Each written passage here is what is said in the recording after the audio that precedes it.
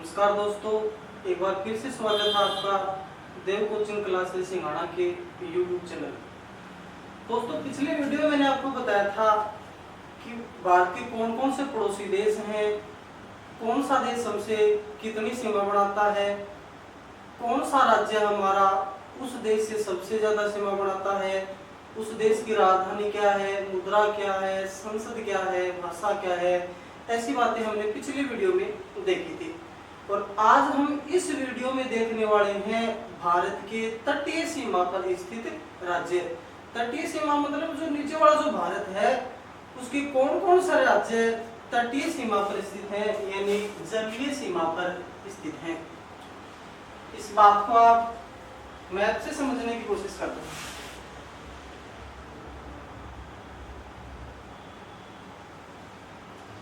दोस्तों, एक प्रश्न तो सीधा का सीधा बन जाता है कि भारत के टोटल तटीय सीमा बनाने वाले राज्यों की संख्या कितनी है। तटीय सीमा मतलब नीचे वाला भारत जो पानी में डूबा हुआ है।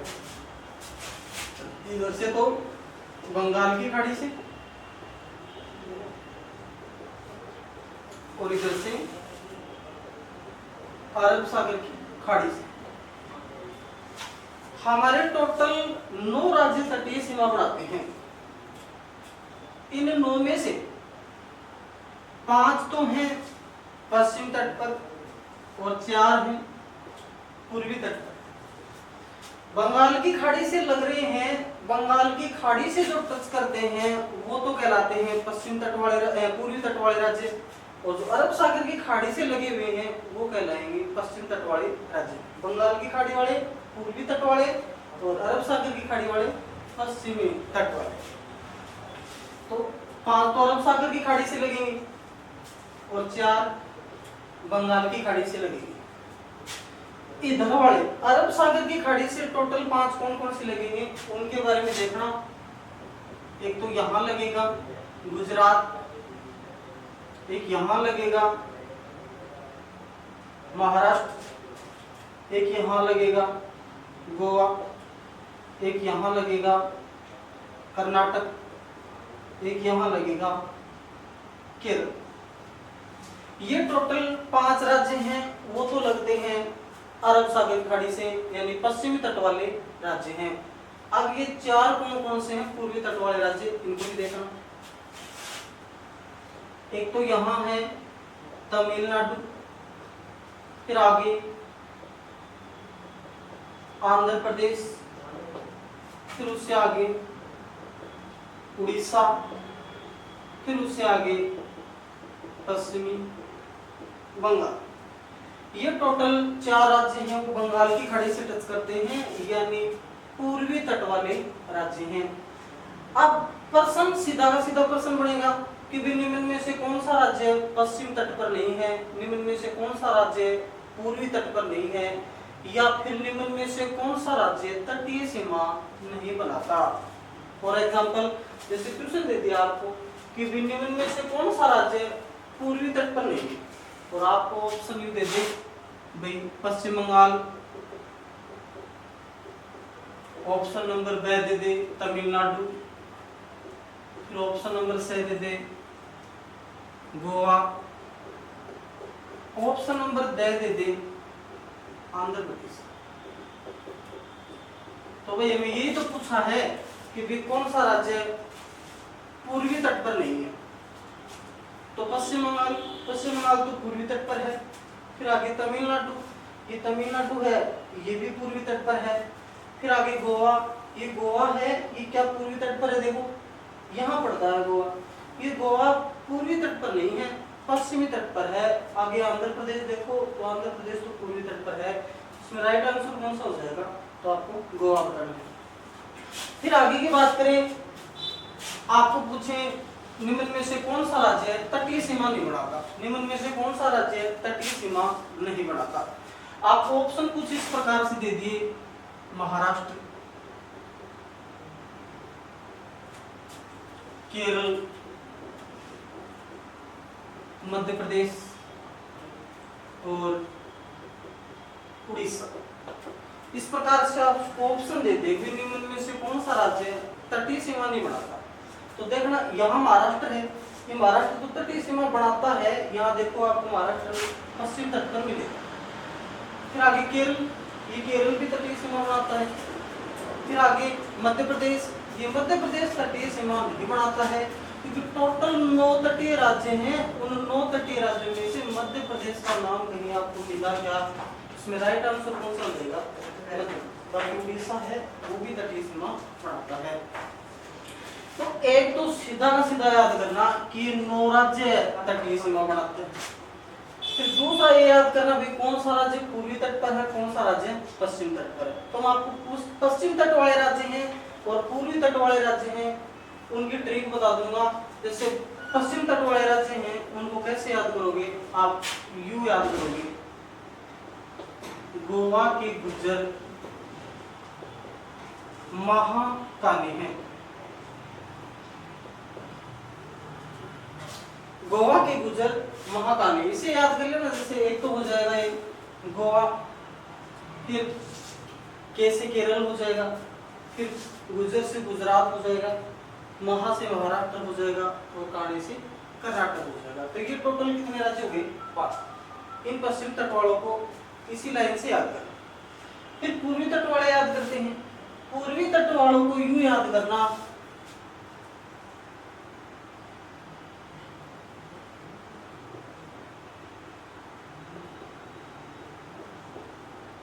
आंधी उड़ी,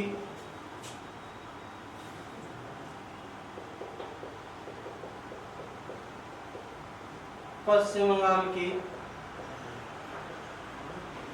तमिलनाडु में। आंधी उड़ी पश्चिम बंगाल के तमिलनाडु में। ये तो 4 राज्य हैं, इनको वैसे भी याद कर लेने को, ट्रिक याद करने, ट्रिक से याद करने की जरूरी नहीं है। तो 4 वैसे याद हो जाएंगे, मैप से याद करोगे तो अच्छा रहेगा, बाकी ट्रिक के ऊपर ज्यादा ध्यान मत देना। पश्चिम बंगाल, उड़ीसा, आंध्र प्रदेश और तमिलनाडु, या फिर इस प्रकार से भी याद कर सकते हो। याद नहीं होता है तो ये आंधी उड़ी पश्चिम बंगाल के तमिलनाडु, और ये पश्चिम तट वाले राज्यों की ट्रिक हो जाएगी। फिर इन्हीं में से देखो क्वेश्चन एक बनेगा कि भारत के वो कौन से राज्य हैं जो अंतर्राष्ट्रीय सीमा भी बनाते हैं और तटीय सीमा भी बनाते हैं। इसका मतलब क्या हो गया कि वो किसी देश से भी लगे होने चाहिए और किसी समुद्र की खाड़ी से भी लगे होने चाहिए। तो ध्यान करना, ऐसे भारत के सिर्फ 2 ही राज्य हैं जो अंतर्राष्ट्रीय सीमा भी बनाते हैं और तटीय सीमा भी बनाते हैं। वो राज्य कौन कौन से हैं? एक तो हो जाएगा गुजरात और एक हो जाएगा पश्चिम बंगाल। दोनों ही ऐसे राज्य हैं अंतर्राष्ट्रीय सीमा और तटीय सीमा दोनों बनाएंगे। जैसे बात करें गुजरात की, तो गुजरात अंतर्राष्ट्रीय तो ऊपर से पाकिस्तान से बना लेगा और तटीय बना लेगा अरब सागर की खाड़ी से। फिर बात करें पश्चिम बंगाल की, तो पश्चिम बंगाल अंतर्राष्ट्रीय तो बांग्लादेश से बना लेगा और फिर तटीय बना लेगा बंगाल की खाड़ी से। तो ऐसे कितने राज्य हैं जो तटीय और अंतर्राष्ट्रीय दोनों सीमा बनाते हैं? तो आपको करना है 2, एक तो गुजरात हो जाएगा, दूसरा हो जाएगा पश्चिम बंगाल। फिर उसके बाद में दूसरा क्वेश्चन ये बनता है कि भारत के ऐसे कितने राज्य हैं जो ना तो तटीय सीमा बनाते हैं और ना अंतर्राष्ट्रीय सीमा बनाते हैं। इसका मतलब क्या हो गया कि ना तो किसी देश से टच होना चाहिए और ना इसे तटीय सीमा से टच होना चाहिए। तो ऐसे टोटल कितने राज्य हैं? तो आपको बताना है 5। ये 5 राज्य कौन कौन से हैं ऐसे? तो ध्यान करना, एक तो है हरियाणा। ये हरियाणा ना तो किसी समुद्र के तट से लगता है और ना किसी देश से टच करता है। फिर उसके बाद में मध्य प्रदेश हो जाएगा, ये भी बीच में। इसके अलावा एक हो जाएगा छत्तीसगढ़, एक हो जाएगा तेलंगाना और एक हो जाएगा झारखंड। ये टोटल 5 राज्य ऐसे हैं जो ना तो अंतर्राष्ट्रीय सीमा बनाएंगे और ना ही तटीय सीमा बनाएंगे। ऐसे टोटल कितने राज्य हैं? तो बताओगे 5। फिर उसके बाद में आपको प्रश्न पूछेंगे कि भारत का ऐसा कौन सा राज्य है जो सबसे ज्यादा राज्यों की सीमाओं को छूता है। जैसे आपने राजस्थान जी के में पढ़ा होगा, पाली है ऐसा, पाली और राजस्थान के 8 जिलों से टच करता है।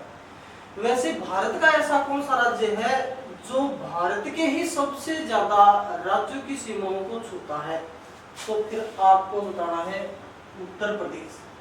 ये उत्तर प्रदेश भारत का ऐसा राज्य है जो सबसे ज्यादा राज्यों की सीमाओं को छूता है। फिर एक प्रश्न और याद करना, आपको पूछेंगे निम्न में से कौन सा राज्य 7 बहनों में शामिल नहीं है।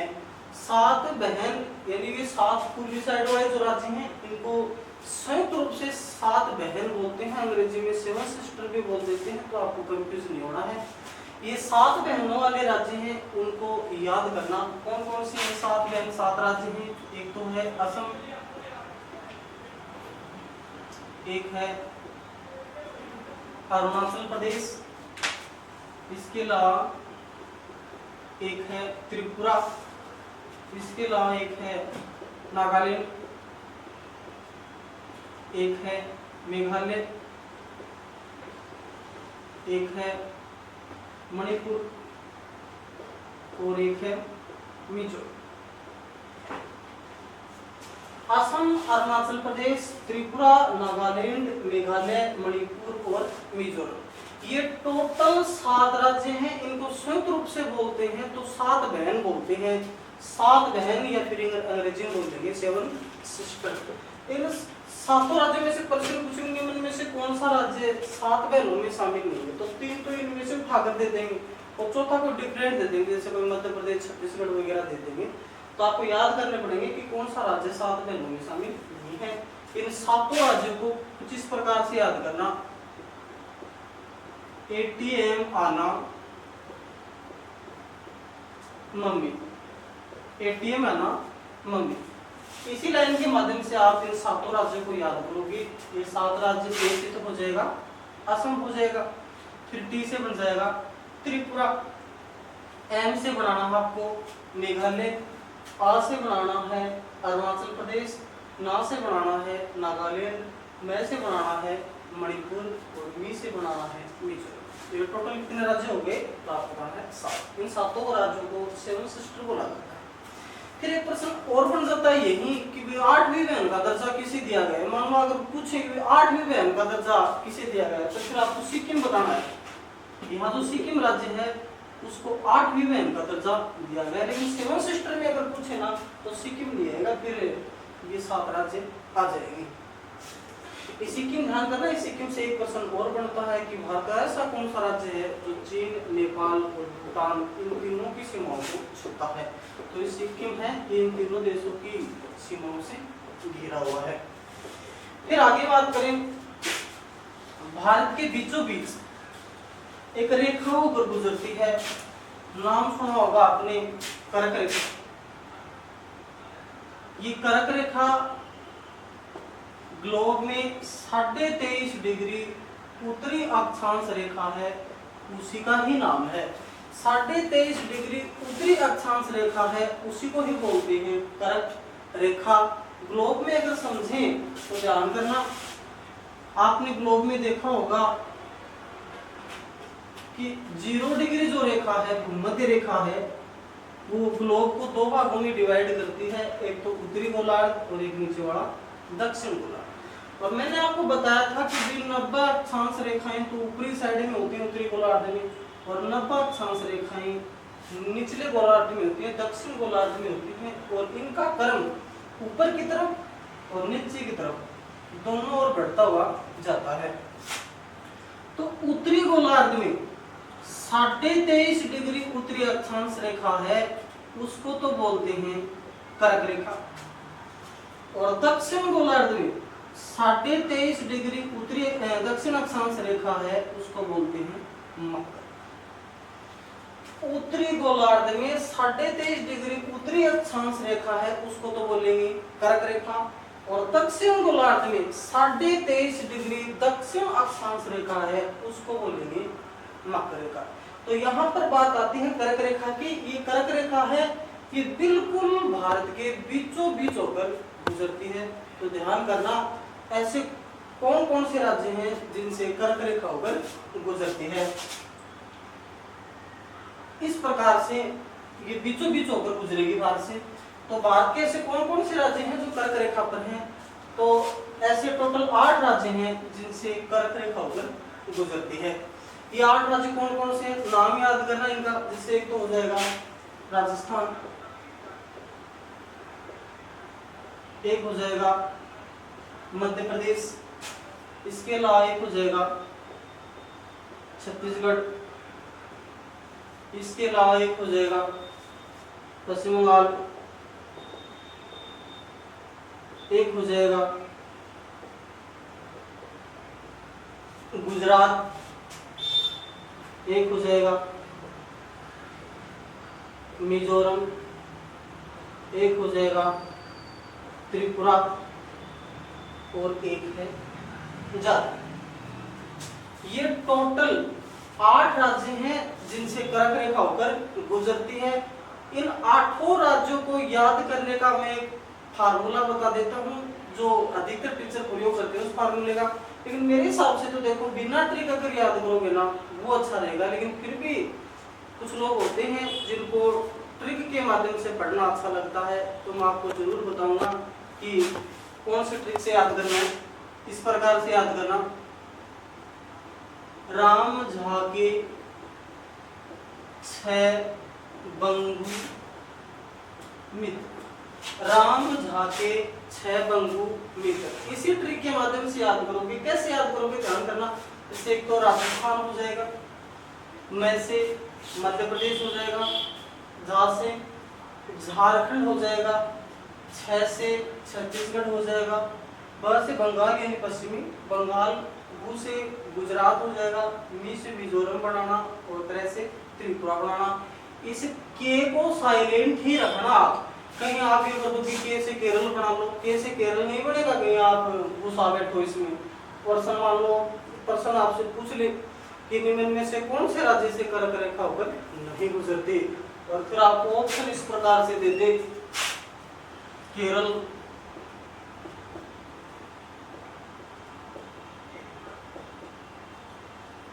छत्तीसगढ़,